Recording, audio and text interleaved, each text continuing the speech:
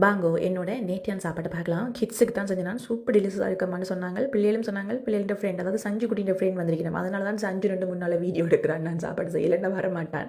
But இந்த video Sanju தான் முன்னுக்கு 2 ஷூட் பண்ணி கொண்டு நிற்கிறார். ஒரு ஆளுக்கு ஒன்று சாப்பிட்டா சரி. ஷவர்மா மாதிரி ஆனால் வந்து பேஸ்ட் வந்து உருளைக்கிழங்குல அந்த பேஸ்ட் அதாவது உருளைக்கிழங்குக்குள்ள மேலே ஷவர்மா ஃபில்லிங் வச்சு செய்கிற மாதிரி 2 பேர் ஒரு ஆள் துருக்கிக்காரால் ஒரு ஆள் ஈரான்காரால் அப்படியே உத்து பாருங்க தெரியும். அந்த அதுக்குள்ள அசைவு அந்த ஃபோக்கஸ் லைட் அதில் வச்சுட்டு அவுட் ரூமுக்கு நடக்குது ஏதோ விளையாட்டு மல்யுத்தமாக குத்துச்சண்டையாக தானே இருக்க வேண்டிய நினைக்கிறேன்.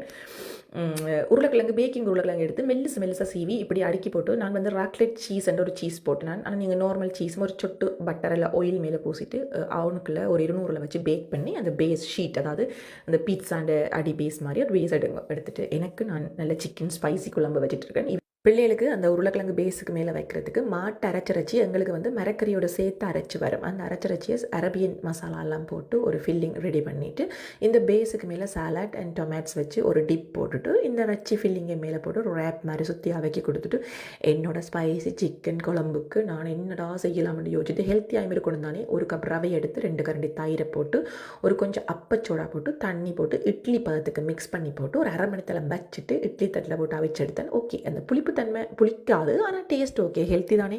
கட்டாரிலிருந்து வந்த நாளிலிருந்து நான் ஹெல்த்தியாக சாப்பிட்டு கொண்டிருக்கிறேன் பேலன்ஸ் பண்ணுறதுக்காக. தேங்க்யூ.